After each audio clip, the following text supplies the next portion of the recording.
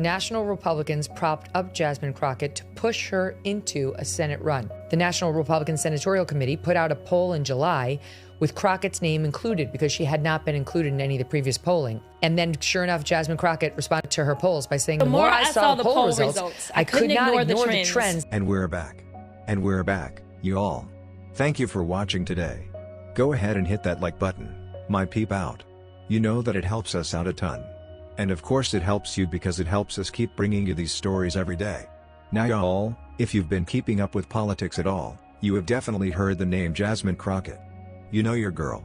And you know, the funny thing is, of all the politicians out there, she is the single most debated as to whether she's brilliant or a complete not brilliant person, if you know what I mean. Like Trump says, low IQ. In fact, in her announcement that she's running for Senate, current Representative Jasmine Crockett, she has Trump calling her a low IQ person. The only person you hear talking on her commercial in her announcement is Trump calling her a low IQ person. She doesn't even say anything if I remember correctly. So the debate is she like one of the nation's standout most brilliant politicians, or is she one of the nation's most, as Trump says, low IQ politicians? Now, today we're going to get some clarity on that because Republicans are actually taking credit for having tricked her, you all. For having tricked her into running for Senate. Now, the background of this is that the Republicans successfully eliminated her House congressional district. They jumbled it all up such that people who voted for her are now in another district and people who voted for somebody else are now in her district. So, it's all jumbled up. So, she saw the writing on the wall and she said, what am I going to do? And Republicans are saying that they tricked her into running for Senate because she is such a weak and beatable candidate. So, you all, let's go ahead and take a look at a quick report on that, and then we're going to come back and take a look at a couple of things that people say make her extremely weak and beatable. She wants to win the Democratic primary, and today there's an extraordinary report out from Notice and NOTUS that has the following headline: an AstroTurf recruitment process. National Republicans propped up Jasmine Crockett to push her into a Senate run. This is the backstory behind how they got her to believe she could win. And when she announced she was running, Colin Allred, the other contender in the Dem primary, immediately dropped out and said it was because she entered the race. And Beto O'Rourke is out, and it's basically hers for the taking. There's one other guy she's running against, but he doesn't have the kind of name recognition she has. This is on the Dem side. She's going to get crushed in the general, which is why the Republicans did this, and now are bragging about it. So, the Republicans apparently according to this report, are bragging about the fact that they tricked Jasmine Crockett, who probably is her ego more than anything that drives her, that they tricked her into believing that she could win a Senate seat. And we're going to show that she acknowledged she fell for the trickery. But let's continue. Republicans' Senate campaign arm has actively worked behind the scenes to encourage Crockett to jump in, believing that she will be the easiest opponent to beat. Just a month ago, there was grave concern among Republicans about the Senate race, where incumbent John Cornyn's running for re-election. Democrats were running two formidable candidates, and Cornyn was caught in the middle of a bruising three-way primary. The National Republican Senatorial Committee put out a poll in July with Crockett's name included because she had not been included in any of the previous polling. That poll showed her as the leading Dem in a hypothetical matchup. It was exclusively leaked to the Daily Caller at the time, showing her with 35%, Colin Allred at 20%, Beto O'Rourke and Joaquin Castro at just 13%. The fact that she was included in that poll was no accident. Those Republicans made sure she was. Then they started circulating it and making sure that her name got into other surveys, and she looked like she was, quote, surging in the primary. The Republican Senatorial Committee then worked to amplify those polls and is taking credit for helping, quote, orchestrate the pile-on of those polling numbers to really drive the news cycle and the narrative that Crockett was surging in Texas. And then, sure enough, Jasmine Crockett responded by, not to this article, but to her polls by saying, the more I saw the poll results, I could not ignore the trends that were clear. Actually acknowledged she fell for the trickery, y'all? I mean, would you want to vote for somebody who's only running because they were tricked by the opposition into thinking that they could win? Let's take a look at what Jasmine Crockett said, and you judge for yourself. This is what Megyn Kelly was referring to. I'll hit the ground running because I'm already in the belly of the beast right now. Many people wonder why I jumped in this race so late, and I just want to be clear that this was never my intention. This was never about me. I never put myself into any of the polls.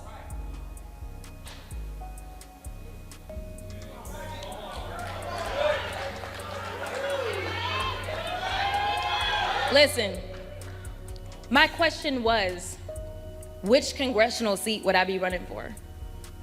And for Texas 30, I love you, Texas 30.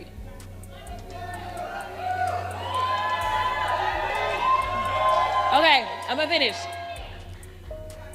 But the more I saw the poll results, I couldn't ignore the trends, which were clear, both as it relates to the primary as well as the general election. So there, Crockett says she wasn't even thinking about running for Senate, but she could not deny the polls. And according to the report that Megyn Kelly just cited, those polls were fake, y'all, or planted or at least put in such a way as to have her believe that she could win. Y'all, if this is true, this is going to be one of the greatest. It's going to be it's going to be one of the greatest cases of trickery ever. Now, y'all, in case you've forgotten, she's going to need millions and millions of people who are of Hispanic descent, Latino descent to vote for her. And here are just a couple of things that she has against her when they're going to be considering Jasmine Crockett for representative. So I had to go around the country and educate people about what immigrants do for this country, or the fact that we are a country of immigrants. Right. The fact is, ain't none of y'all trying to go and farm right now. Okay, so I'm lying. Raise your hands. You're not. We done picking cotton. We are. You can't pay us enough to find a plantation. So, you better believe that that clip is going to hit the airwaves heavy, where she seems to say, hey, it's y'all's turn to pick the cotton. But we just getting started, y'all. How about the time? Well, it might be you. You might say, well, that only insinuates that they're like slaves. Well, she actually came out and said that directly. Y'all take a look at this extended clip from CNN where they call her out on it. Let me tell you, let me ask you about a quote that you've made that has some Democrats worried about your ability to win statewide. In a December 2024 Vanity Fair profile, you talked about, quote, and I'm going to read a lot of the quote just to put it in the context, quote, all the complexities within the Latino community. The immigration thing has always been something that has perplexed me about this community. It's basically like, I fought to get here, but I left y'all where I left y'all, and I want no more y'all to come here. If I wanted to be with y'all, I would stay with y'all, but I don't want y'all coming to my new home. It almost reminds me of what people would talk about when they would talk about kind of like slave mentality and the hate that some slaves would have for themselves. It's almost like a slave mentality that they have. Now, about the time that was published last year, around 1 million Latino voters in Texas were voting for Trump. Do they all have slave mentality? No, and that's not what that said at all, to be clear. It did not say that every Latino has that type of mentality. No, but the ones that vote for people who believe in strong or Trump's immigration policies. So I don't believe that the people that voted for Trump believe in what they're actually getting. That is number one. What Trump said is that he was going to kick out the bad guys. And that's what I was talking about. I've been down to the border. I've been down to South Texas. I've campaigned down there. And so I am talking about exactly what was going on when I was down there on behalf of the Beto campaign. In fact, when he was running for governor, I was sent as a surrogate. And I said, talk to me about what is going on. Why is it that they believe that they can win Latinos down here? Like, I don't understand what's happening. And there were people that were saying that they had fought and they had done everything the right way, and that there were bad people that were coming that were doing it the wrong way. And so they were saying, no, we left. And I mean, when you think about people that are leaving asylum, they are leaving areas and situations that they feel like are harmful to them. So yes, they're like, no, I don't want to be in this dangerous situation. And that's what I meant. But at the same time, I knew what Trump meant. Y'all, there are more clips. I'm not going to play them all here. I'm sure the people in Texas will be seeing all of these clips from your girl as the Senate campaign wraps up. So, as of now, what I'm really interested in seeing is this. She has to first win the Democratic primary against another Democrat in order to then go to the general election and take on the incumbent. So, the guy who already has the seat, the guy who people have already voted for, in order to even get to him. She has to beat the Democrat. Now, this is my question. How dirty is it going to get? Is it going to get low down and dirty? Is it going to get dirty? I mean, is the Democratic challenger to Jasmine Crockett, I believe his name is Tyler Rico, is he gonna just let it all out? Is he gonna undercut her with all of these terrible clips of hers of her talking about people being slaves, about being cotton picking people, about being people who are in the country essentially to serve us, or is he going to play it fair and possibly lose to her?